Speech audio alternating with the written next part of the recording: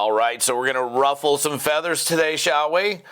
Why do people leave network marketing companies? And this is really for both the corporate people to pay attention to as well as top leaders in the field. That's what we're going to talk about in today's episode.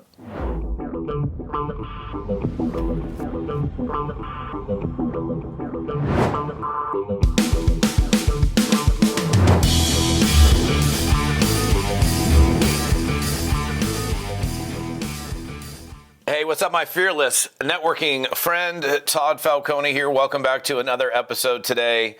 A feather ruffling episode, I'm sure, talking about the subject of why do people bail? Why do people leave network marketing companies? And then what can we do to change that? Or can we do something to change that? So a couple things. First of all, people leave network marketing companies. You could be in the greatest, most vertical growth company in the world. Tons of people making money. You could be the talk of the town, right? And if you don't know what I'm saying, what I mean by saying that is every few years there's a company that comes along and they're the talk of the town. Here's all these companies and then there's this company. You could be in that company and people are bailing. So it doesn't matter how your company is going, up, middle, down, trending, however the trends are. People leave during all sorts of different situations. And that's an important thing. Do we just go, whatever, later, see ya, bye, thanks for being here? I'm very confident that there's some people that just don't give a damn, and they're just okay, then bye. And I care. I want to know why would a person leave? They came to this company, they enjoyed the company's products enough to move forward as a distributor in that company, and if they're a distributor, if they're an active distributor, then their role is to go out and build a business and to go do something with that business. That's they had it in their mind, I'm going to go do something with this business. And then at some point down the road, they don't. And then they bail and they either leave network marketing altogether or they go to another company. And this is very, very common. This is not something that, only happens once in a while. And it happens to all companies, good, bad, medium, doesn't matter. It happens. So, And again, I want corporate to be in on this too, because it's a two-way street. Okay, I'll start on the distributor side. So why do people leave network marketing companies? Okay, well, they're not making any money. Okay, and now, granted, I'm talking about a person that went in there, they hustled, they were doing the right kinds of activities, they were putting people in as customers, they were putting people in as distributors, and there was literally no glue. There was no stickiness. So people come in and they're gone as fast as they're putting them in.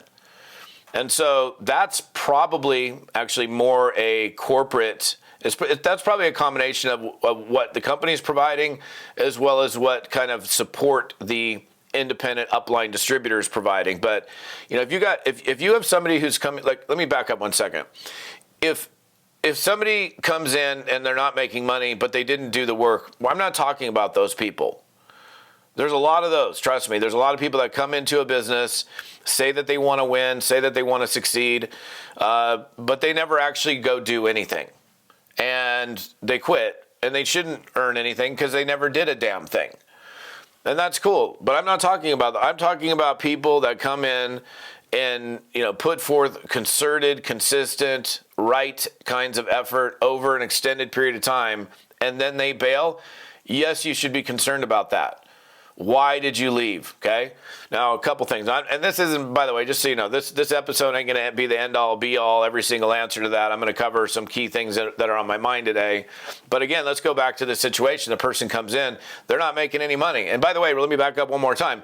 People also do leave deals when they're making money. And sometimes they can be making big money and leave a company. And you could have somebody making 50 grand a month and they leave a company. And I know sometimes it makes you scratch your head and go, what? You walked away from 50 grand. There's a reason. There's a big reason if somebody bails from 50 G's a month to go do another deal. And so that's another thing where you probably need to look at, what's the core underlying reason why this person left? So, so a couple things. If the company's product sucks and it's just nobody gets results, it tastes like doesn't taste good. They get no results. They don't feel anything different. They just feel like they're getting nothing from the product. People are going to cancel. So, of course, that's not, the only distributor side of that equation is, did you have that person regularly using the product consistently enough for a long enough period of time to obtain the result? But even if they did and they got nothing out of it, I spent $300 on this product. I consistently took it for 90 days. I've felt nothing, noticed nothing, done nothing. Now, granted, there are some products in the marketplace that you don't feel a difference, right? You could take some kind of supplements and, it's doing your body good on the inside, but you don't necessarily feel like Superman or Superwoman as a result of it. So that's another thing. So that's, if you have a product like that really, a vast majority of the people don't really feel like, oh my gosh, I feel so different, then you need to let them know. You need to let them know that. So I think clear communication. I mean, communication to me, and I've said this so many times, is like one of the biggest keys to success. Like if you fail to communicate, like I would, if I had a product I know didn't do squat in terms of like a feeling, I would say, look, man, you're probably not going to feel anything from this product. But what would be best is like, let's get your blood work done before you start taking the product. Be on the product every single day for 90 days, then let's check your blood work afterwards. So then you have you have some kind of metrics, and the person's go, oh, my cholesterol was here, and all this was over here, and now holy smokes, 90 days using this product, look where I'm at. You would probably lose a lot less people than if you just put them on the product and they had some kind of expectation that they were coming in, that some big thing was going to change for them, and then it never did. So, look, guys, there's lots of reasons people leave, but here's one thing you got to understand too, and I would say this is probably at the height of reasons why people bail, is they don't trust you. They don't trust the sponsor.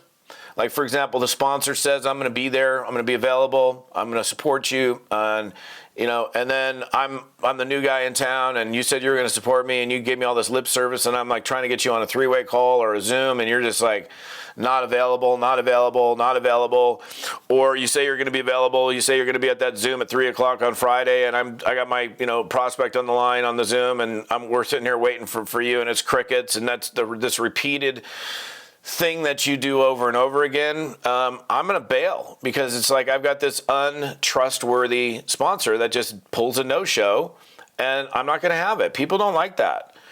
On the sponsor side of the equation, sometimes, and I've heard this because I've coached a whole lot of people in this business, where I'm going to take a quick sip of coffee, hang tight,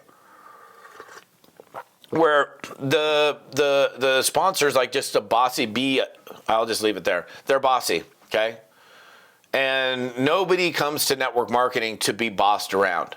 Nobody comes to network marketing to be dissed, to be disrespected. When you treat somebody with a level of disrespect, no matter who it is, that doesn't fly here. This is an independent sport. I know it's a team sport with teams or whatever, but this is a volunteer sport. Maybe that's a better way of putting it. People volunteer to be here. They don't have to be here. So if a person's treated like crap for an extended period of time, they will go. And they will leave checks. They will leave $20,000, $30,000, $50,000 a month in earnings to go someplace else where they feel respected. So, and this goes both ways, like on the corporate side. Look, everything rises and falls on faith and trust, okay? We could use that term in a lot of different areas, but I firmly believe that everything rises and falls on faith, trust, confidence. Okay, if I have faith in the owners, cool, I'm leaning in. If I trust the owners, I know they're going to make the right decisions, I'm leaning in.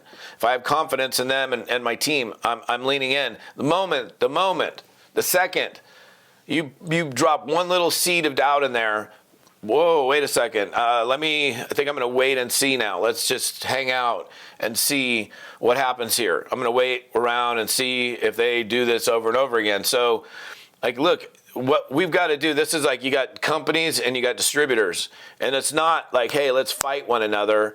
It's a relationship.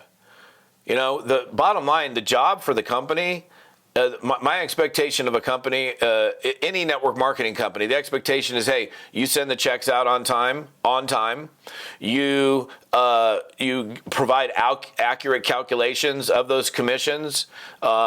You deliver the products to end users. You ship them in a timely manner and in a way that they get there safe and they're not broken and all messed up and in shambles when they get there. If a customer has a problem, then you handle the problem. You have a good refund policy or an exchange policy. You don't give the customers a bunch of crap over the fact that they wanted to return a product because it leaked all over or something. You just go, hey, sorry about that, no problem. We'll ship you out another box. No need to send that other stuff back. We got you covered. That creates trust. That creates confidence. That creates faith. Look, companies mess up. People mess up. That's cool. That's fine. That happens. But it's how you handle the mess ups that make the biggest difference.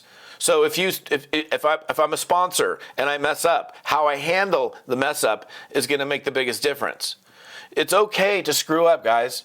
We're all human beings, and the people, the owners of companies are human beings. They will make mistakes as well, but it's how they handle the mistakes.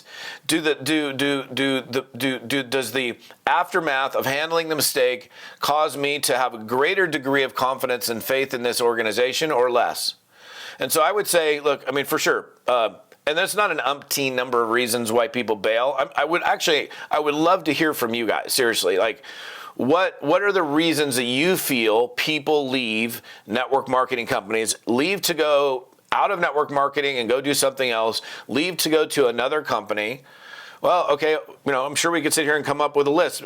And again, I told you this wasn't going to be the end-all, be-all list of every single item. But if they're not making money and they're doing the work, that's certainly going to be a big one.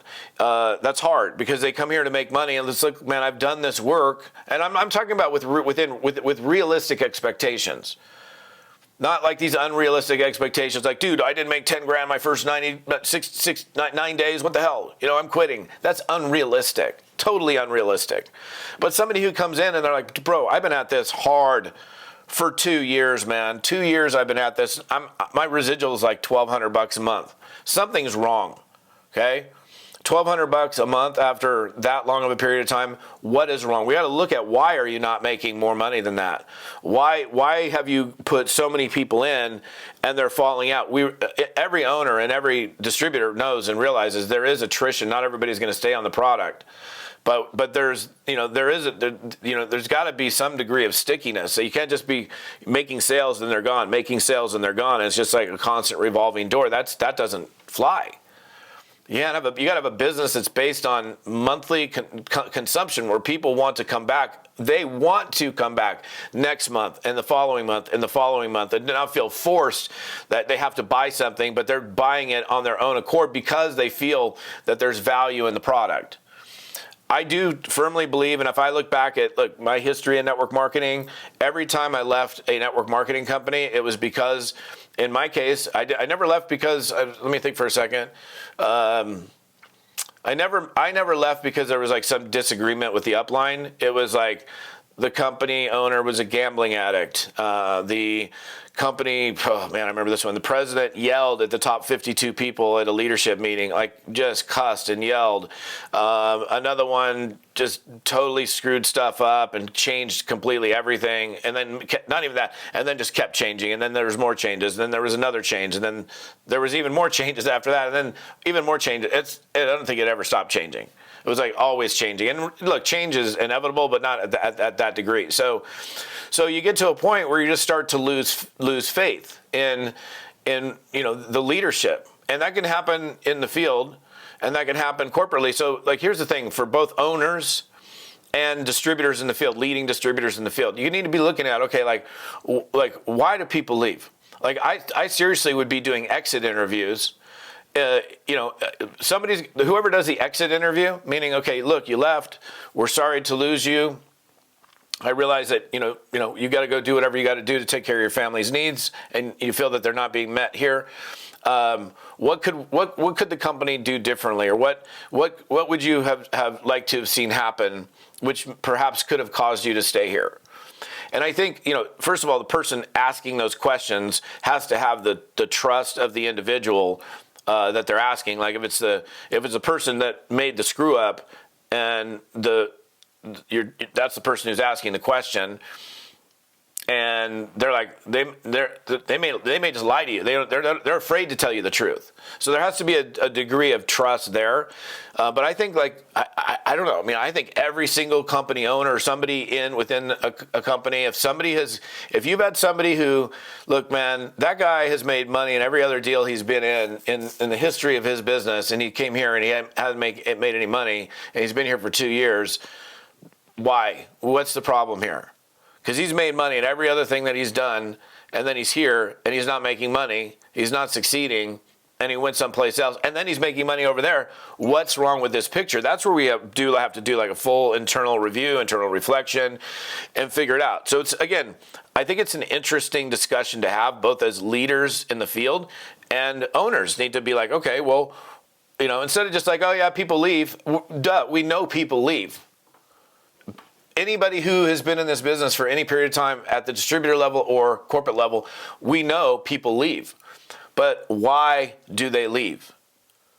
And especially, I mean, honestly, if I was an owner, it pissed me off, man. If I've got all these people that came here and they were going to do something here, but then they left and they went someplace else and they're succeeding someplace else, not that they're succeeding would piss me off. It'd be like, what are we doing wrong? What do we need to change to create a situation where these people would be here and succeeding and thriving? And they're over there thriving and succeeding rather than here. I would be doing serious I would be having meetings with top leaders. Hey, let's get a group of people that are super active in the field. Like, hey, how can we improve? What are you hearing out there in the field? What do you think needs to be adjusted in order for this thing to, things that you can control. Like, for example, if it's an ingredient in a product and that ingredient sucks and it doesn't get any result, you can't really do anything except change the ingredient, right? So I guess you still exercise. You can change the formulation because the formulation isn't working. I've seen that happen too, and I don't want to belabor today's messaging to you, but I've seen companies. This unfortunately has happened so many times where a company has a product, and that product is kicking butt. I mean, people are getting results. They're like getting skinny, or they're looking beautiful, or whatever it is. The people are getting results. And then some 3-letter agency comes in. I won't mention who it is because it's irrelevant, but you guys can probably figure it out. And they're like, well, that ingredient, you can't have that ingredient anymore in your product. And so and it's just a game. I don't want to get into it because I don't want to get political here, but you can't use that product ingredient anymore. So now you're trying to find a replacement, which quite frankly is less effective. And then all the people that were losing weight and looking beautiful are not losing weight, not looking so beautiful anymore because the formulation that you were forced to change to, was inferior. But one thing you don't want to do, and this example, by the way, because this happens, let's just see if we can get one by them. We made a formulation change, but let's not tell the people that are out there, our marketing arm, that are responsible for all of the sales of this company. We're not going to tell them anything, and we're just going to see if they notice. Come on, man, that's just stupid. I've seen that done. I've seen companies do that before, and it's just like, and what does that go to? Communication. Clear, concise communication is so key to success. So, again, I would say, and again, there's other reasons people leave, but sometimes it's disagreements. Maybe somebody's being disrespected, mistreated. Company does things that cause people to go, wait, what did they do? That's, so a lot of it really comes down to faith, trust, and confidence. So how do you as an independent distributor, this would be a great question for you, because I know some company owners will watch this. I know they will, okay? And even though, primarily most of my viewers are individuals that are in the field building a business, if you're in the field building a business, like, okay, what can I do? How can I represent myself in such a manner where we do everything in our power to dramatically minimize the number of people that leave, and we maximize the number of success stories both on our products and in our business? Maybe getting some heads together and having a conversation about that would be a good idea. And then company owners, same thing, man. should be going, okay, in fact, the company owners, because the distributors are the marketing arm, the exclusive marketing arm, should be getting that crew together going, hey, we want to minimize attrition. We want to maximize productivity. We want to have an open forum, a trusted place. And then when you do that trusted place, it has to be a trusted place where people feel that they can say what they want to say without getting blasted. So I don't know. Give me your thoughts, man. I want to hear your thoughts, because this is a very interesting subject matter on, why people bail. And they do bail. But why do they bail, and how can we do things differently so they don't? Or can we? Anyhow, if you're on my podcast, what's up, podcasters? Appreciate you guys. If you're on my YouTube, love you guys as well. And all the details on this episode and where all the questions will take place, other cool things for you. I don't know, that didn't come out right, whatever. All sorts of great resources for you. ToddFalcone.com/episode 260. That's this episode, ToddFalcone.com/episode 260. I'm sure I ruffled a couple feathers, but that wouldn't be the first time. So have a beautiful day. We'll see ya.